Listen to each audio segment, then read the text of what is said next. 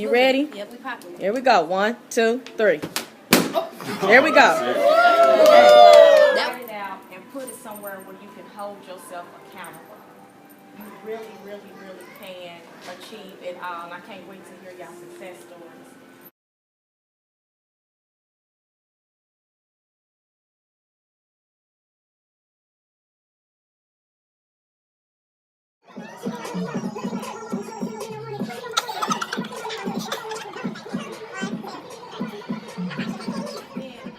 Last year, because it did so well for me in my own life.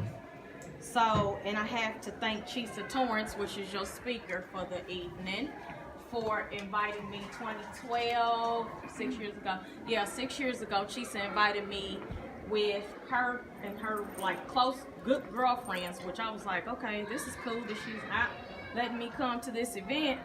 And I get there and I'm like, woo, this is awesome. So I started doing, and they did like, what you call it, Vision Vino. So they did like they didn't do the, what's that called? The little cutting out the magazines. Vision boards. They didn't do vision boards. They really like made a roadmap for themselves that year. And I thought it was like the coolest thing I'd ever been a part of. So I wrote me a roadmap for that year. I did really well, but then I was like, well, maybe I need to break this down into small bites. We'll need for you to have a successful 2019. Everything in that black bag is your kit. If y'all want to look in there.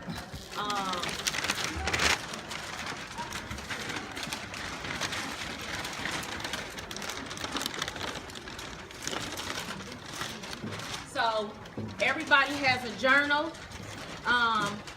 The journal was made by a woman. So Vital Voices is a woman-owned company, and those were sponsored by Vital Voices. You have a bottle of Pretti Kitti in there. You have a bottle of, no, you have Stay Polished lip gloss. You have a box of 100 blank index cards, and a couple affirmations and some of the cards from some of the women in business that sponsored something to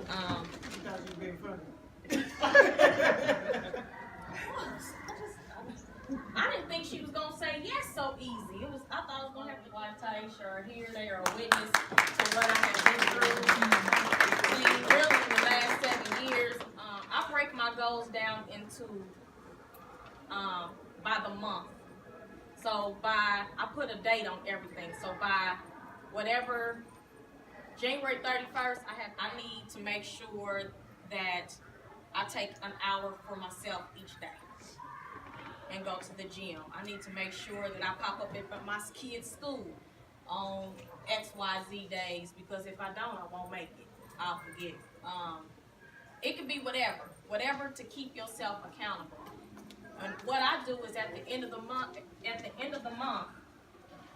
well, close to the end of the month, I evaluate what I've done and what I've not done. What I've done goes to the top. What I've not done has to carry over to the next month. Nothing can list the skills and resources you need to meet your goal. That's why your cards are big enough. I make little clusters on mine, so it'll be one big goal and it'll be stuff underneath it, and it'll build like a plan, whatever my plan is. Time bound. Setting a time on your goal, it holds you accountable. It really, really holds you accountable. It really holds you to what you said, because it's gonna keep looking at you. If you said you're a stylist, and Courtney is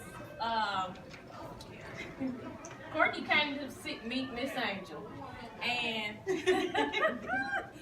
and it was supposed to be a few minutes of my time, and it was a whole goal setting, Like 2 hours. yeah. And so I gave Courtney a deck of cards, and out of all them goals, how many did you finish? More than half. And it was what, 100 of them? Yes.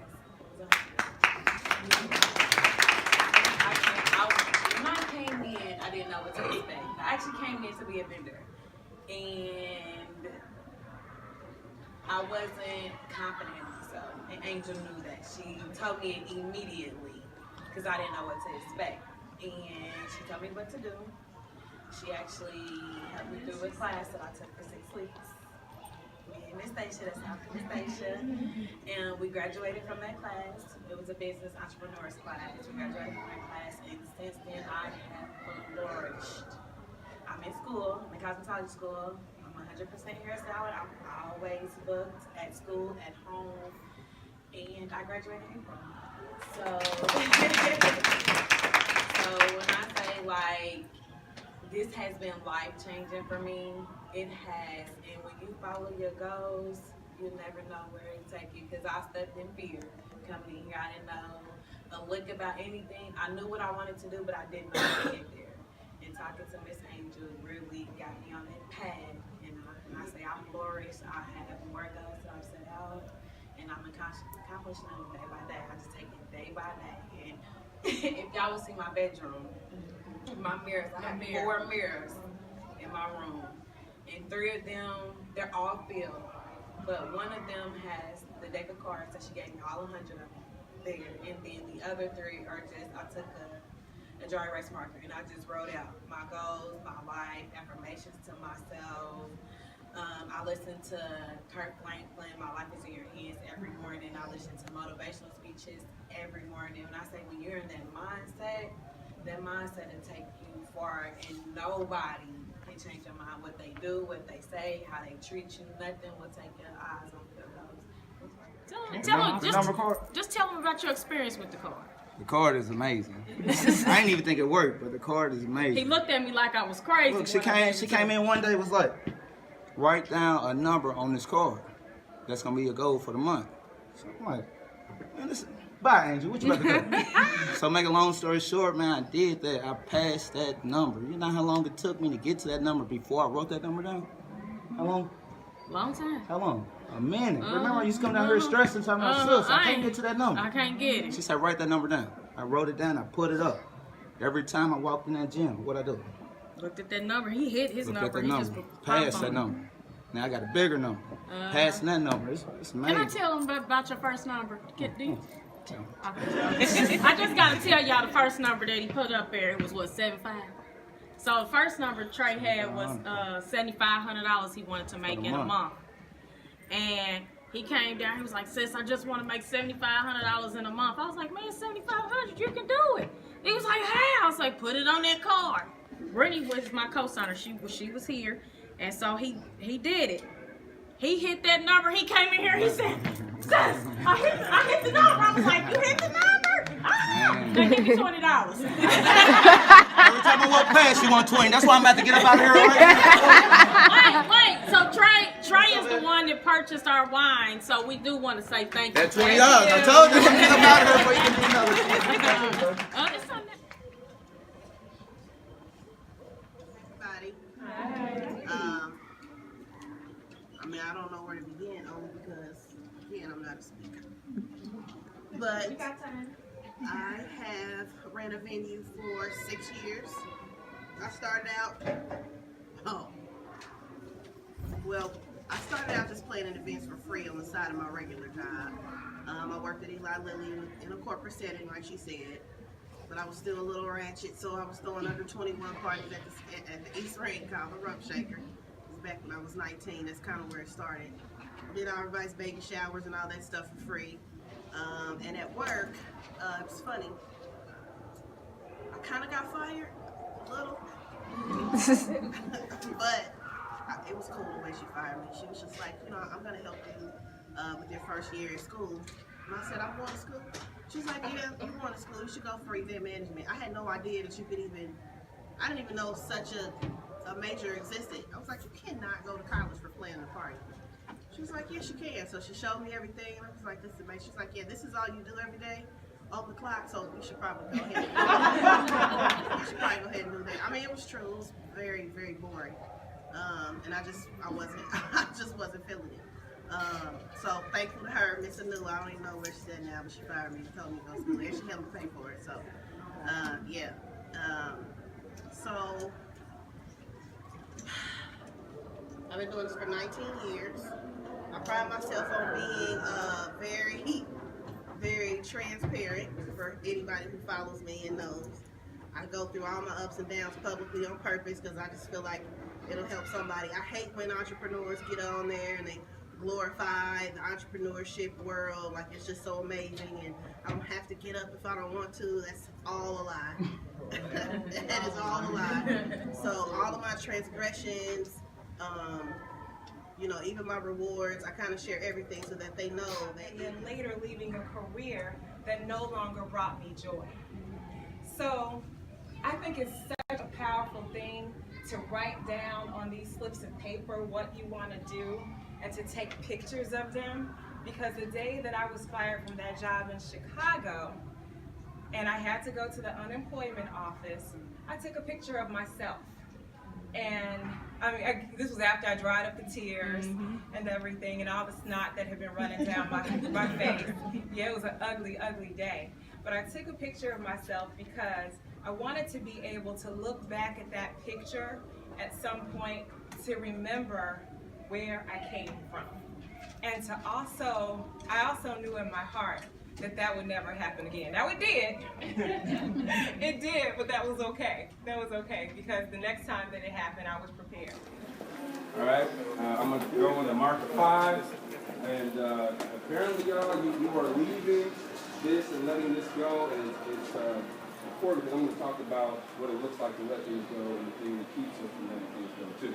So, are you ready? You let everything go. Y'all ready? Y'all gonna say something? Y'all gonna count down with us? Yes. Count down. Y'all ready? All right, ready? All right, 5, 4, 3, 2, 1. Hold on, we got a light record. You already put your finger about that. Okay, good. There it is. About how to keep us safe. Do you want to make sure you avoid what you fear the most? Just listen to me and stay close. I will keep you and your loved ones safe from the worst case. First thing you need to do, control everything so you can keep what you fear from happening to you. You need to know everything you may face. Always fear the unknown. Simply put, when you are not in control, you are not safe. Always be suspicious of those of a different gender, class, or race. Never trust anyone, especially anyone you can't control. You can trust me, though. As a matter of fact, I've got your back. Patience is not realistic in this situation. Panic is the best attack. Fight, flight, freeze, fawn, or faint before it's too late. Remember what happened to you? They were not there for you. They don't understand you, but I do. Just in case, I have a strategy that is fail-safe. Just imagine and speak the worst case.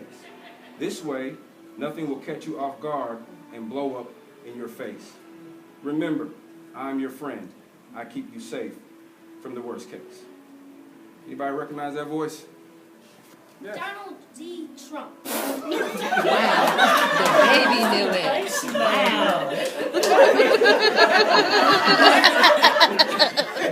Out of the mouth of children. What that voice is something called fear. Fear talks to all of us and keeps us from doing the very thing. I cannot believe she preached like that. The children all over America are preaching that. Fear is the thing that keeps us from accomplishing everything that we're supposed to accomplish. This is the deep part about it. I want you guys to think about this. This is what changed my life working with women. Because 90% of the work I did, black men don't go to counseling, right?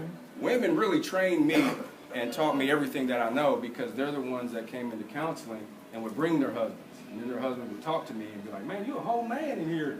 You really, well, I need to talk to you. But they never had a man that they could trust to talk about these things. This is the deep thing I found out. You are the same age emotionally as when you were traumatized. Just want you to think about it.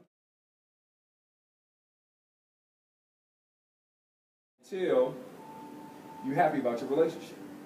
Now, this blew me away, right? It's like some of these, psychology has really made the Bible very true to me, right? It's proven the Bible right. Let me show you how this looks. A man will come in, he's doing well financially. his kids and his wife can't stand him. Thinks he stink, don't want nothing to do with him, but he got money. Is this man happy or is he sad? Happy. He's happy. He's happy. Why? Because he got money. Because he got money. Okay? What really will break him down if he's really in love with his wife and she's now really leaving him, then it wakes him up. A woman will come into my office, successful women especially. They have a company, they're making 6 figures, some of them are making $1 million. They got a shoe closet that will blow you away. They get furniture from overseas. They come into my office, they are successful. Their relationships are unhappy. Maybe they don't have children, they're not married. Is she happy or is she sad? Y'all recognize this? Sad. I'm like, what you sad about? Well, I don't know what's wrong with him, and he don't like me, and I don't like him. He's getting on my nerves. I can't stand men. I hate men. I'm like, here we go again. But we got to learn how to talk to men. I don't trust them. I talk to black women that their whole lives they have been helping. Guess who? Black men. Yeah. Their whole lives. Okay.